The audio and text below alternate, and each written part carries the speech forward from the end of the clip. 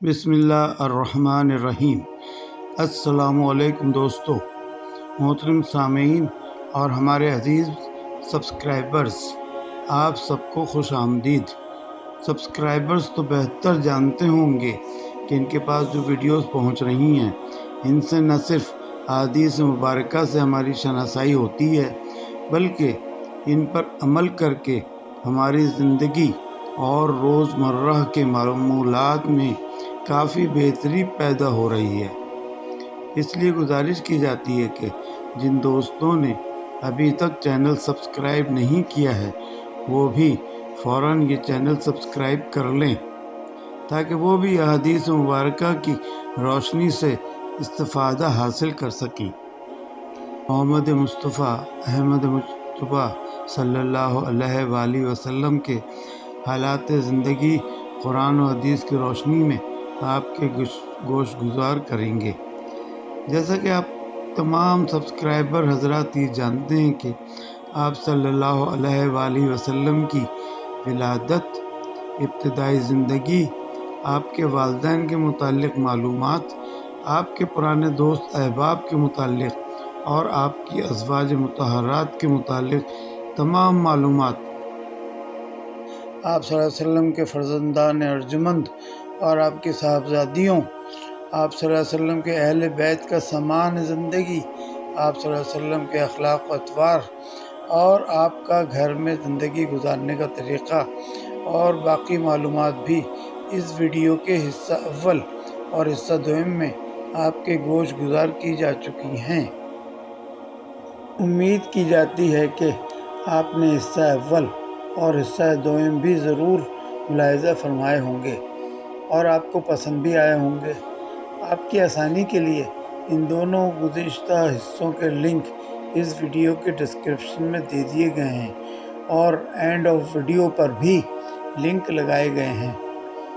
اس حصہ سوم میں آپ کو حضور اکرم صلی اللہ علیہ وآلہ وسلم کے عدل و انصاف، اقتصادی و معاشی اصلاحات، اسوۂ حسنہ، دنیا کے بڑے حکمرانوں، بادشاہوں اور سرداروں کی طرف تبلیغ اسلام، مشہور غزوات جن میں آپ صلی اللہ علیہ وسلم نے شرکت فرمائی، خطبہ حجۃ الوداع اور آپ کے جہان فانی سے رخصتی اور جہان جاودانی کی طرف کے سفر کے متعلق بتایا جائے گا۔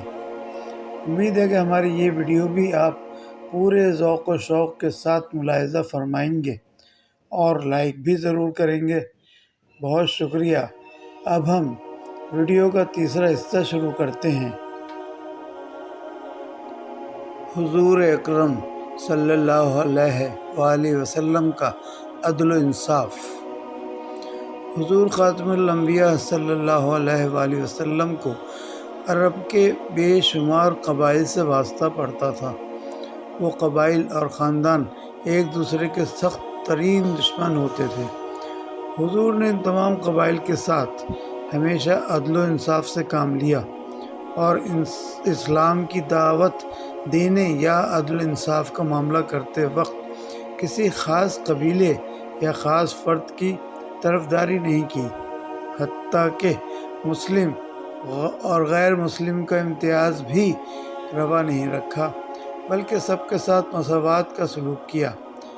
چنانچہ ایک مرتبہ ایک بڑے قبیلے کی ایک عورت نے چوری کی۔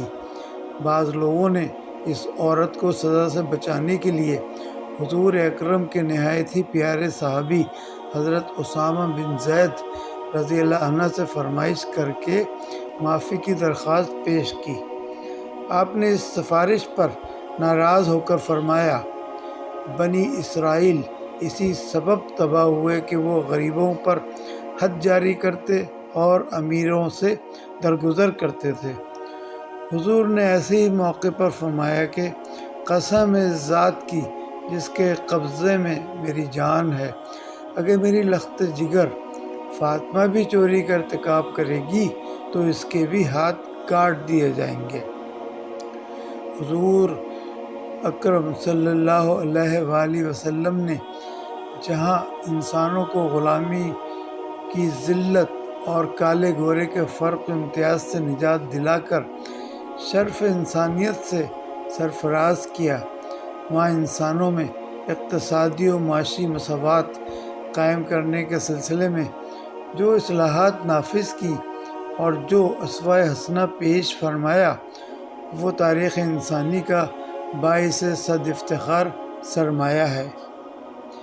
ان میں چند چیزیں آپ کے پیش نظر ہیں۔ نمبر 1، حضور اکرم صلی اللہ علیہ وآلہ وسلم نے فرمایا، وہ شخص ایماندار نہیں جو خود پیٹ بھر کے کھائے اور اس کا ہمسایہ فاقے اور بھوک سے نڈھال ہو۔ نمبر 2، آپ نے فرمایا، تم مزدور کو اس کی محنت کا صلہ اس کا پسینہ خشک ہونے سے پہلے ہی ادا کر دو۔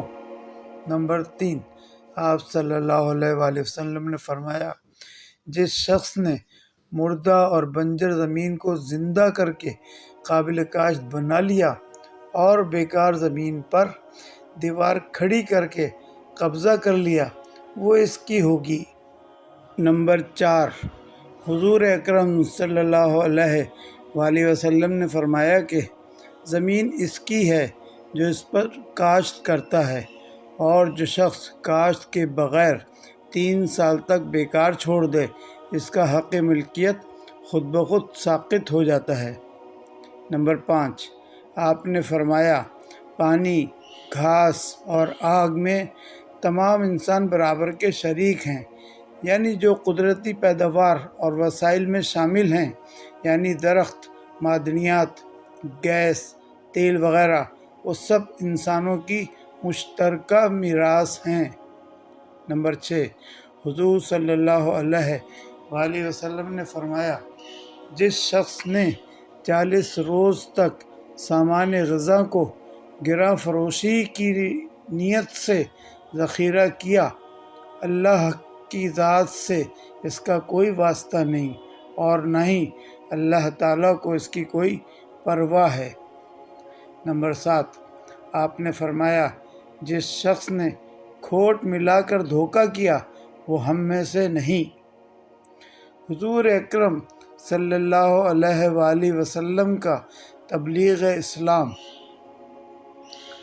حضور صلی اللہ علیہ وآلہ وسلم نے زبانی دعوت اسلام کے ساتھ ساتھ خط و کتابت کے ذریعے بھی دنیا کے مختلف بااثر لوگوں، بادشاہوں اور حکمرانوں کے نام خطوط ارسال کیے اور اس مقصد کے لیے مختلف قاصد بھی مختلف ممالک میں بھیجے، جن میں سب سے پہلے مملکت حبشہ کے بادشاہ شاہ نجاشی کی طرف حضرت جعفر طیار بھیجے گئے، مصر کے شاہ مصر مقوقس کے لیے حضرت حاجب ابن ابی بلتعہ گئے، ایران میں شاہ کسریٰ خسرو پرویز کی طرف حضرت عبداللہ ابن حذافہ روانہ ہوئے، روم کے قیصر روم ہرقل، یمامہ کے حوضہ بن علی، بحرین کے منظر بن ساوی،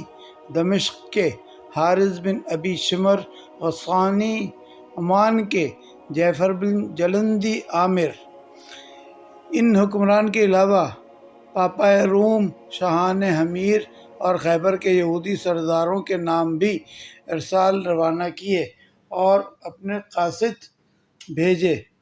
ان تمام حکمرانوں اور بادشاہوں میں سب سے پہلے جن بادشاہ نے اس دعوت اسلام کو قبول کرنے کا شرف حاصل کیا، وہ شاہ حبشہ شاہ نجاشی تھے، اور جس بادشاہ نے حضور اکرم صلی اللہ علیہ وآلہ وسلم کا مکتوب گرامی پھاڑ دیا، وہ ایران کے خسرو پرویز تھا، جس کی گستاخانہ حرکت پر حضور صلی اللہ علیہ وسلم نے فرمایا تھا، ہلک کسریٰ، یعنی کسریٰ ہلاک ہو گیا، اور بعد میں لوگوں نے دیکھا کہ قاتلوں نے شاہ ایران خسرو پرویز کے جسم کے ٹکڑے ٹکڑے کر کے جہنم واصل کیا اور اس کی سلطنت بھی پارا پارا ہو گئی۔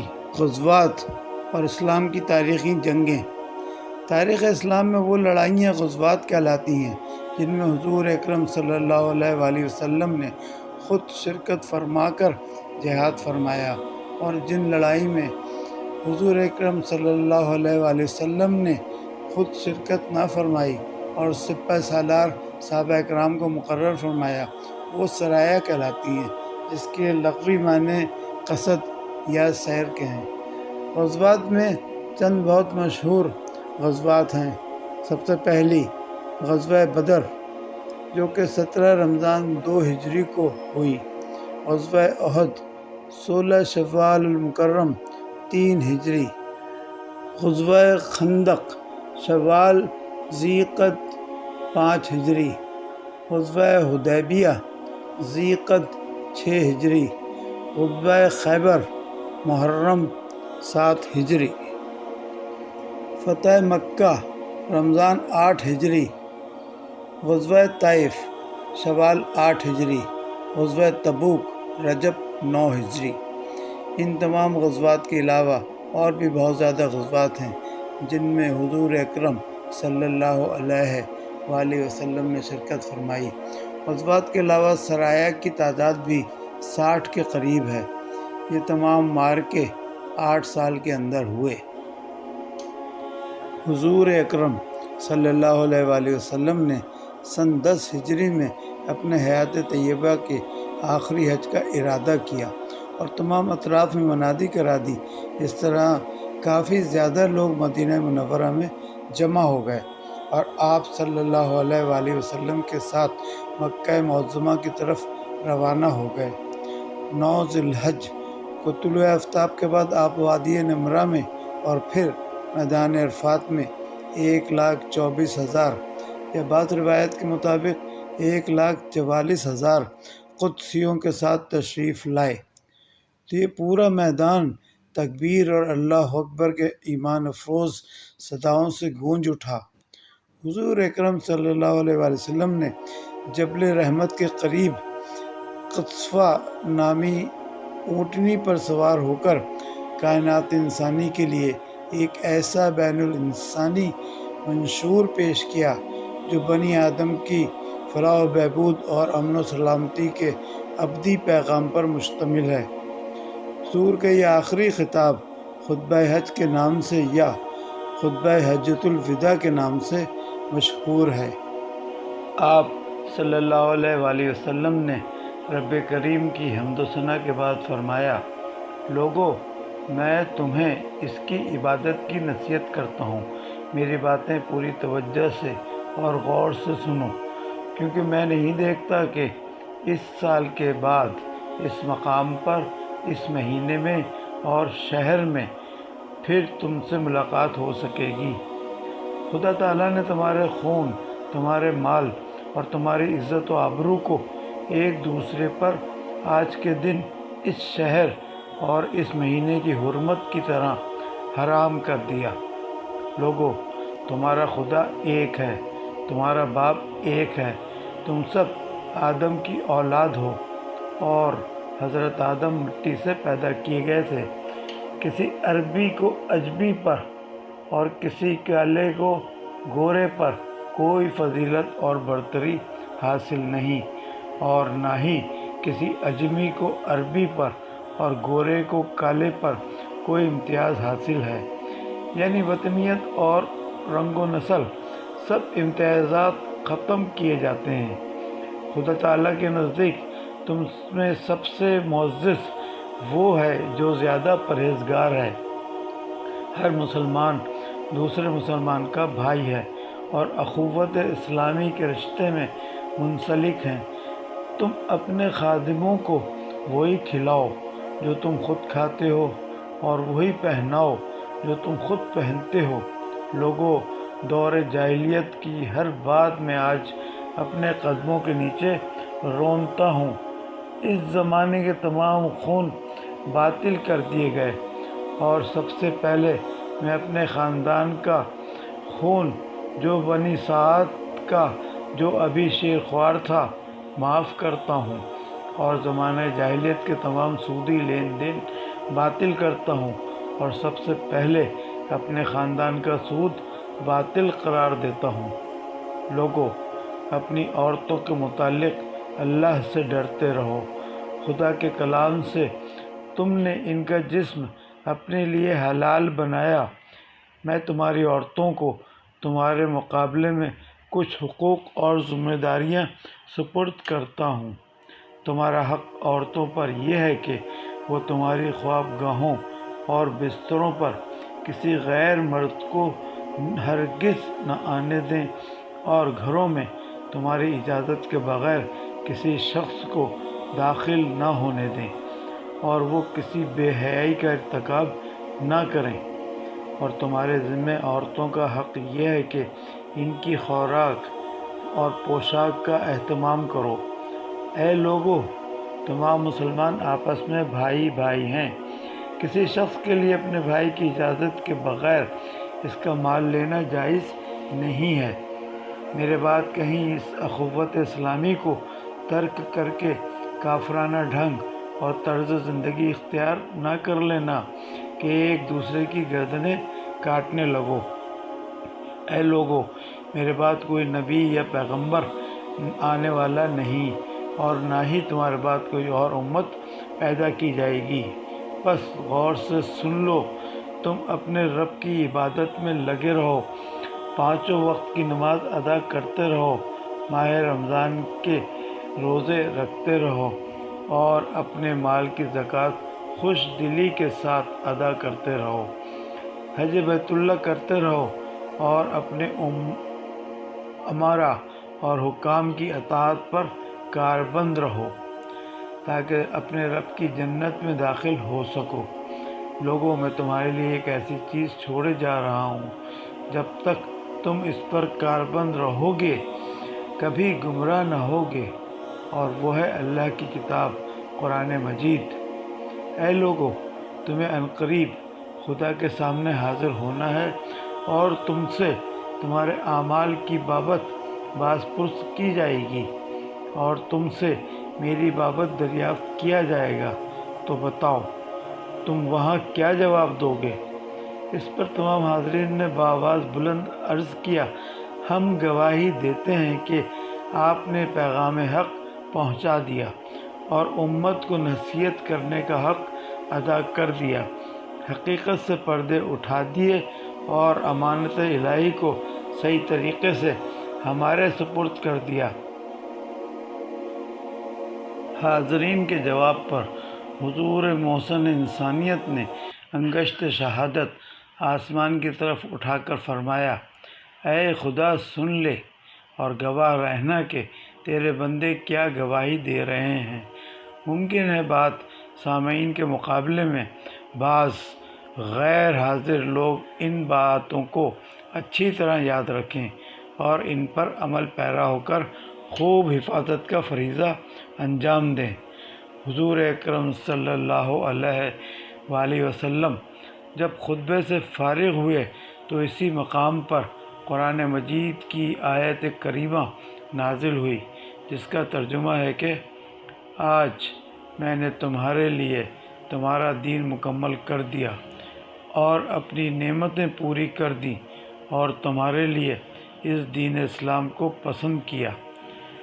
اس کے بعد آپ صلی اللہ علیہ وآلہ وسلم تمام مناسک حج ادا کرنے کے بعد بیت اللہ میں تشریف لائے۔